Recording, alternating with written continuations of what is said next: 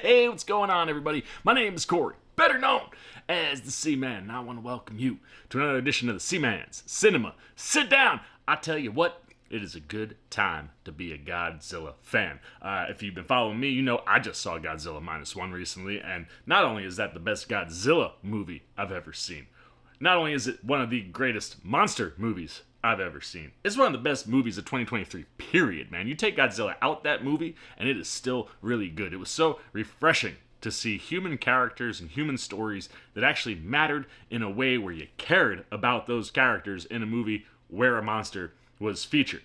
On the flip side of the Godzilla universe, that is something that is a detriment continually in these monster movies. However, I think they've kind of started to figure the formula out for what we're doing here in America, right? We don't really care about the humans. We just want to see crazy ass shit with these monsters. And following King of the Monsters and Godzilla vs. Kong, that's finally where we're at. And I gotta tell you, I like both ends of that spectrum.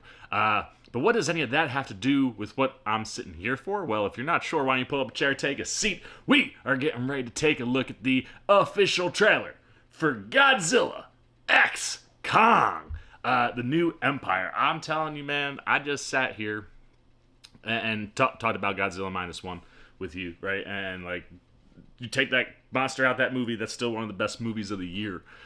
Just with how well the human characters and the storylines there were developed and just executed. But I did just rewatch Godzilla King of the Monsters and Godzilla vs. Kong, and you know, Kong Skull Island, which I think is easily the best in that universe of monsters right now. The original Godzilla that Gareth Edwards gave us, too, had flares of what Godzilla Minus One did, right? Like, kind of putting Godzilla on in a way where, like, he's the terrifying monster that shows up. But even in that first Godzilla movie, he's taking on Mutos. He's always fighting something, and you're able to position him into, you know, a place where he's more of a hero than a destructive monster. And while I prefer what we got with Godzilla Minus One, I'm not gonna lie, man, the more monsters you throw at Godzilla or Kong, the more fun I'm having at the movies. And I do genuinely enjoy all of the Hollywood done Godzilla movies that we've gotten recently. And yeah, they don't sniff Godzilla Minus One. And yes, I think there are things you could learn from Godzilla Minus One to apply to movies that you're doing over here. However, where we're at, that don't matter. We're here for one thing and one thing only. We want to see Godzilla and Kong do some crazy ass stuff when it comes to fighting other monsters, whether it be a Mecha Godzilla or it be this new giant ape coming out the hollow earth. And I tell you, like I said, I just rewatched King of the Monsters and then Godzilla vs. Kong, which really dives into the hollow earth stuff. And I love the general idea of where they're going. So, yeah, if you gotta have Godzilla and Kong team up to fight an even bigger, badder ape, like, I'm here for it, man. And you remember, in that Godzilla vs. Kong, you know, Kong finds that, like, throne room, man. Sits on that throne, he's got that staff with the Godzilla spike in it, like, but whose throne was it? And I think, based on that small tease we got way back when with that other giant ape, maybe we know. So maybe that's where the beef is. I don't really know. But why do I have to ask questions when the trailer's sitting right in front of me? So let's not waste any time. Let's get ourselves over here, get the trailer up for you guys, and let's not waste any more time. Let's take a look at what we're getting from Hollywood with its latest monster feature, Godzilla X Kong, the new empire. Yes, the colors. And that was the other thing. The Godzilla vs. Kong finally started putting the monsters in the daytime, which is something Godzilla Minus One does, and it works so much better when everything's lit up. For most of human civilization, Let's see where we're going. we believed that life could only exist on the surface Yeah, of our but planet. there's stuff under there. Oh, man. Oh, that's blue. Oh, yo, does Kong have a freaking mecha suit? What's going on? What else were we wrong about? What was on his hand? Is he like got a mechanical? Oh, dude, the Hollow Earth. It's so cool. The double gravity fields and stuff. The way it played with all this stuff when Kong was here was so cool. than we could possibly imagine. All right. See, always like to see which characters are coming back in these movies because they switch them up so often. Oh. Oh, he's not as big as I thought he was. Oh, he's a little baby. All right, so he wasn't there before Kong. Who's that? That's Not yeah, that's not Kong.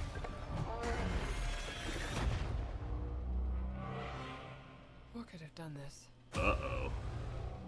Alright, so maybe it wasn't that baby monkey. Oh, he looks like he got some blue lightning powers in there. Oh, of a new empire.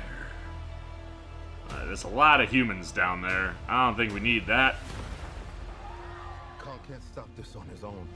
Oh, that's good, man. That little girl is still around. Love that. Oh, Godzilla. Yo, Godzilla's pink now? Say what? Why is he pink? I mean, hey, it looks fine. The blue is so gorgeous. Oh, here we go. Look at this freaking guy, dude. Oh, there is a King Kong family down there. Yo, pink lasers. Let's go. Oh, dude, look at him go! And he does have like a mechanical arm. Yo, it's kind of it's crazy how these official trailers can like technically show us so much stuff, but like not show us anything whatsoever. Is that a mini Kong? Oh, I look. Is this going to be one of the greatest movies of the year when it comes out in 2024? No, it's definitely not going to be. You can already see that this movie is going to suffer from the same things I think most of these Hollywood Godzilla movies suffer from, and that's like the human story and the human element is just so useless. You know what I mean? Like it really. It's just almost to a point where it's not necessary, right? Like I feel like these movies give us humans simply so that there's somebody that can speak English and we can understand what's going on. Like, oh, here, we're gonna give you the play-by-play, man. Like, at this point, like, let me just see these monsters going after it. But that shot of friggin' Godzilla coming up from the ground and running next to Kong, just full speed at, you're assuming that giant ape. Like, it's just, it's so goofy, especially after seeing something like Godzilla Minus One, but at the same time, it's what we've asked for, right? Like, when you listen to what people say with these Hollywood Godzilla movies or Kong movies, it's like, just give us more monster action, and we want more kaiju, and so if that's where we're going, I'm always down for the ride, no matter how ridiculous it looks. Like, it's just like, Godzilla was so terrifying a week ago when I watched Minus One, and then rewatching King of the Monsters and Godzilla versus Kong. Like, he's just badass, and you know, he's like a hero. You know, you're rooting for Godzilla. You're not terrified of Godzilla. But like I said, this is two ends of the Godzilla spectrum where I think Godzilla fans are winning, man. Like, if you have something coming out of Japan with Godzilla Minus One that hopefully becomes multiple movies, right? Like, I want to see multiple iterations of that story. And, you know, no spoilers, but, like, Godzilla Minus One, shockingly, leaves us in a scenario where, like, Godzilla could come back. So, like, if you're going to give me grade A movie quality Godzilla stuff coming out of Japan, then by all means, give me this batshit crazy stuff here in Hollywood, man. Look, like I said, rewatching those last two movies, I had so much fun with them, man. And this looks like it's just gonna be more of that. You know, it's one of these, like, I'm always kind of interested to see who comes back in these movies. You see Brian Tyree Henry's back. Skarsgård is not, but you do have is it Rebecca Hall? Yeah, you do have Rebecca Hall coming back, and a little girl from the Kong stuff. So, like, here for that, I wish Alexander Skarsgård was coming back, but it looks like I thought it was Dan Stevens that we saw in there. So he looks like he's probably filling that Alexander Skarsgård role, and, like, ironically, it's like you're trying to find almost like a less attractive Skarsgård there with Dan Stevens. Like, he fits the build of what Skarsgård gave you in that movie. So he'll be a newcomer. Like I said, you got Brian Tyree Henry, you got Rebecca Hall, you got Kaylee Heidel, the little girl. They're all back. The question, does Millie Bobby Brown pop in? She is currently not on the IMDb cast list. Not shocking. That is the other thing, I think, where Hollywood has kind of had a misstep, where, if I'm being honest, I think I would have preferred to continue to ride with Aaron Taylor Johnson and Elizabeth Olsen and like that group with the Godzilla movies. I always said losing Cranston in that first movie was just a mistake. Same thing, like, then you do the Kong movie and you go back in time, so you get another really solid cast in there that you kind of have to let fall by the wayside when you come back to present time, which is unfortunate.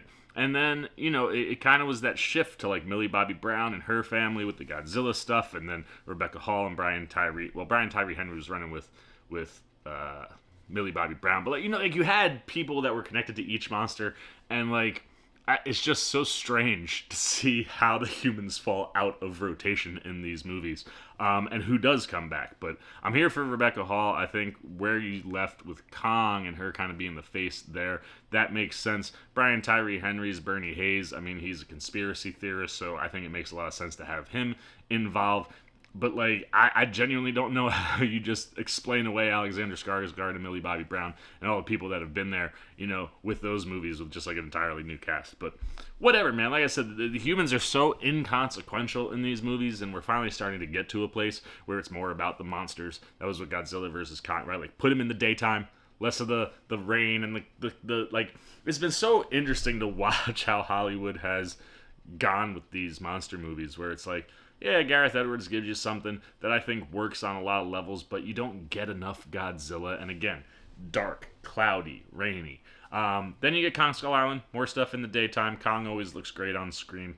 I think that's the strongest of all these movies. Then you come back with King of the Monsters, and it's like, there's still human stories that you don't care about, but way more monsters. Visually, all of them are stunning, but again, cloudy, rainy, dark, a lot for most of the stuff that those monsters show up in, and you're just like, I wish I could see them better. And then Godzilla versus Kong finally gave you, like, those two throwing down in the daytime, Mechagodzilla coming out, and, like, even though you get them throwing down at night there, by the time Mechagodzilla comes out, it's daytime, so you're getting really wonderful visuals, and this just looks to be a continuation of that, where it's like lots of stuff during the day, clean visuals around these monsters, letting these monsters really, really thrive and be the focal point and the center of what's going on. So, like, I'm here when you're giving me more of that stuff in this monster universe. And then, like I said, if you want a good Godzilla movie, let's hope Japan keeps cranking these out and doing what they're doing over there. But I think, in general, if you're a fan of these monsters, it's a great time to be alive. I mean, I know you got the Legacy of Monsters on Apple, which is doing what we talk about with Godzilla Minus One, where the human story and that element, I've seen 2 of the episodes so far, but, like, that story and element is really working in that show. And that's something that you're going to need in order for a television show to exist. So, like, it is possible to do, and I'm glad that we're getting it on the television side with Apple, but, like, for the rest of this stuff, man, like, yeah, get me to the Hollow Earth. I don't need all them people in the Hollow Earth, but, like, yeah, give me more apes, give me more creatures, give me more Godzilla and Kong throwing down and showing you why they're the 2 best of all the monsters. I'm here for it, man, and I'm just here for the pretty visuals, dude. Like, you give me them striking neon colors and all that stuff where I could, like, just lock in and be like, ooh and ah when the monsters are doing stuff. I'm here for it. I think this looks like a lot of fun. I definitely do have different levels when I'm looking at these things after Godzilla Minus One. It's a game changer for me in the monster movie world, but, something like this, yeah, man, let's see, like, what does that ape have around his neck? That is a spinal cord, man. Like, yes, like, give me that stuff on screen throwing down. I'm gonna shut up. I'm gonna flip it over to you. What are you guys thinking, man? I've been not waxing poetic, I don't think. I've just been mumbling and rambling about monster movies. But where do you fall? If you've seen Godzilla Minus One, would you prefer a movie that's a good movie that features a monster? Or are you here for where we're at now? I don't think there's any way for Hollywood to course correct without rebooting. I think we are where we are, and, like, if we got little baby apes that are way bigger than humans going crazy, like, we're at where we're at with the Hollywood monsters. So do you want to see them keep going this route? Like, just have Godzilla and Kong throwing down against these insane monsters, or like I said, are you here looking for quality movies? Anything you got, man, good, bad, indifferent on the monster universes, these different Godzilla and Kong movies, and more specifically Godzilla x Kong, the new Empire. Put it down below. Here's the big question. Do you think Godzilla looks good in pink? It's a question that should be answered. Does Kong look good with his like mecha hand glove thing? Is that stuff popping? Is that working for you? Anything you got, man, put it down below in the comments section. Look forward to talking to you down there. As always, if you enjoyed this video, please give me a thumbs up. And if you're new, you want to come hang out with the C-Man anytime. We're talking movies, TV, trailer, reactions. You want to be here to see what else I talk about. There's been a bunch of trailers that have come out, so we're going to look at some more of those. We got some Loki stuff coming eventually. It's going to be a little slow on that front, but like, you just want to be here for anything the C-Man's doing. You want to show a little love and support, come join C-Maniac Nation. Super easy. Jump over there, hit the subscribe button, hit that little bell if you want those alerts. And until next time, for the C-Man Cinema Sit Down, I've been the C-Man. I'm signing off. Peace. Oh, you guys are still here. You snuck up on me. You must be looking for more of this guy. Well, I got two video options for you, man. Right up here and right over here. And if you want all those C-Man goodies, well, hey, come join the squad right on over there, and I'll catch you on the next one.